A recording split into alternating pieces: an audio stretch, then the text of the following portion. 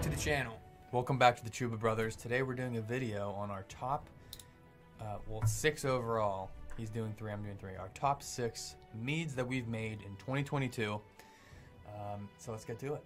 And we'll talk about the palate first. I'm just drinking a little bit of this mead that I've been brewing up. I just kind of transferred it. So this is a little bit of the remains. It's an Acerglyn, so it's a maple syrup one. And I like these. This isn't the one specifically that is on my list. And I am drinking my homemade oatmeal stout, which we just made a video on. We'll be posting it shortly. Probably after this one. And I am smoking Good Old Nightcap by Peterson out of my Salvinelli sandblasted pipe. And I am smoking Man, that smells good, dude. Green Dragon by the Country Squire. It's been a while since I've had this. It's pure Virginia, I believe. Green Dragon from the Middle Earth series. And so this is my palate. Virginias are typically a little bit sour. Sort of the Lord of the Rings, Hobbit theme tobacco. Dude, this smells amazing. With some of our videos, we did not do a review of this one yet, but we will be. We've done some other of the Middle Earth series blends. But let's get to it. Start with your number 1. My number one mead for 2022, I would say I made a Helgen mead. So if you've played the game Skyrim, it's the first mead that they talk about on the carriage to basically be you're like, I think you're entering Skyrim because you're like you got caught doing something, I can't remember. Yeah, you're a prisoner, but they were taking you there to chop your head off. This is Helgen. I used to be sweet on a girl from here. Wonder if Elod is still making that mead with Juniper Berries mixed in. And that's when the dragon appears and all goes crazy. But they were talking about this Helgen mead. And did you go into the game and open a book and find the recipe in there, in Helgen? Well, I watched videos of them do it, and so in the Elder Scrolls cookbook. Yeah, which is, you can get on Amazon. Yeah. They have the recipes of the meads in there, and we made a bunch of the meads. And the one I made was I call just the Helgen mead. It is Juniper Berries, Hibiscus, and yarrow. Those are the main 3 ingredients. And eventually, we'll do a review on that, and I'll tell you how much I used of everything. But that's my number 1. My number 1. Now, I do like the Nord mead that I made from that same exact Skyrim. However, not too many people tried that one other than us. And so we have family members that really enjoyed and I'll start with the Vikings Blood that I made. That's your number 1? Not mine personally, but like just from what everyone has said. And that is a cherry mead with some hibiscus. And so it's very red. What is this? What's the name of this one? Well, it follows this Vikings Blood recipe, supposedly. Going back to the Middle Ages, sort of this recipe that everyone talks about on the internet, basically, of hibiscus and cherries and honey and some vanilla and stuff that you add to it. Very smooth, and it has that cherry sweetness. As long as you do it correctly, it does not taste like cough syrup, which I was horrible with medicine as a child, you know. And it does not taste like cough syrup. So that is a very good mead that I made, and that's probably, I've gotten the best reviews from that from family and friends. So that is good, just not my top 3. yeah, we have 1 left. All these ones that we've made, we have one of them stacked away to do reviews. So my second of this year would be, I've talked about it on some of these pipe review channels, is I just call it a heather tip mead, but it is a Braggot. Half beer?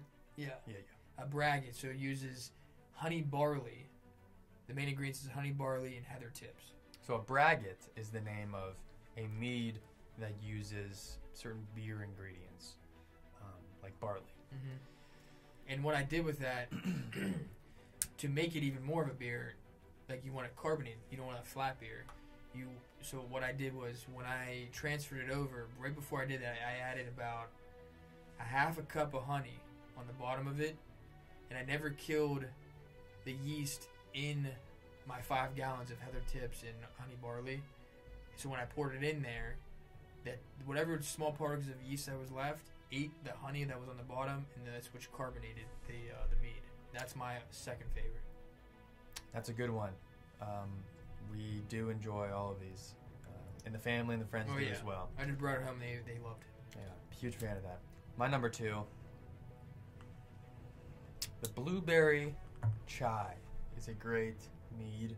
Great summer mead. That's another one that the whole family really enjoyed. Some friends as well. For this one and the Vikings Blood, actually, you make a traditional mead, so just honey.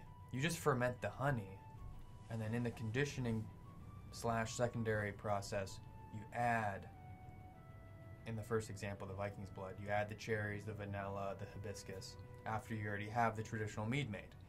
I did the same exact thing with this one, the blueberry chai.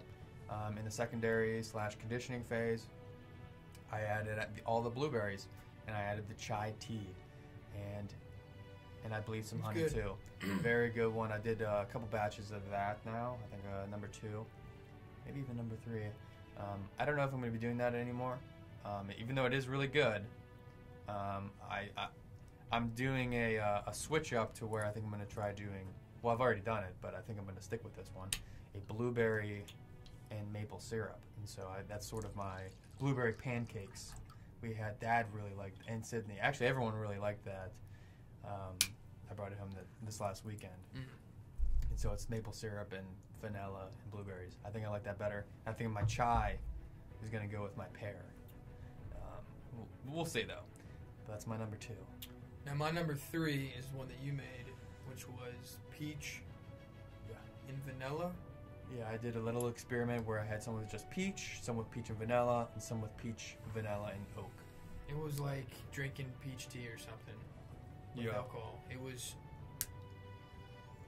just so pure. It's like I plucked the peach off the tree and just bit into it. Yeah, we in Pittsburgh here, there's beautiful biking trails.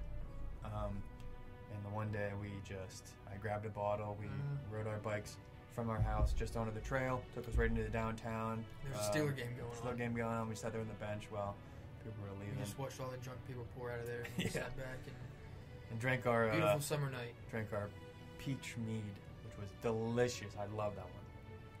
But that'll bring me to my number 3, and that's a typical Acerglyn, which is a maple syrup mead. I've done multiple experiments and batches of maple syrup. Different combinations. I'm going to be submitting one to a competition. I have a 3-gallon batch set and ready to go. Not exactly ready to go. I transferred it today, and so this is like sort of the remains of the batch. So I have about 3 gallons in there. I got to do some fine tuning to it still over the next 6 months, just finalize everything. But it's maple syrup, vanilla.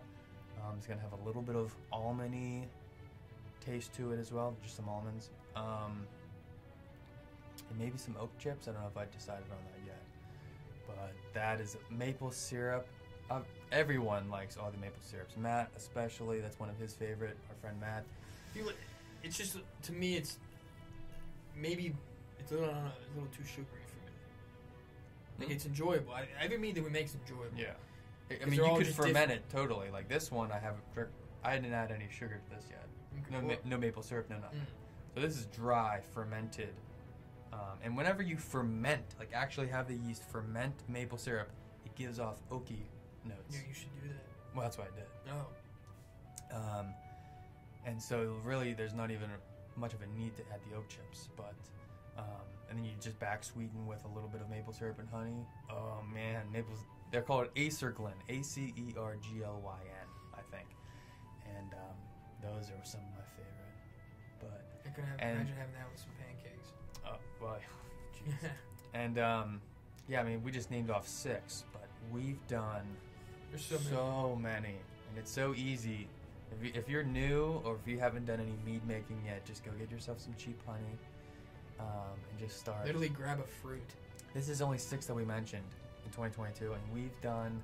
I could name you easily 20 that we've done 1 gallon batches. And you'll see them on the show. Stay tuned to the Chuba Brothers. Follow us on Instagram. We got tons of different meads out there. 1 bottles. 1 bottle of everything we've done is basically stored away for us to do reviews on. And, kind of tell you what we did. If you have any questions, just put in the comments. Yep. But that's everything. Catch you next time. Yeah. Like I said, follow us on Instagram.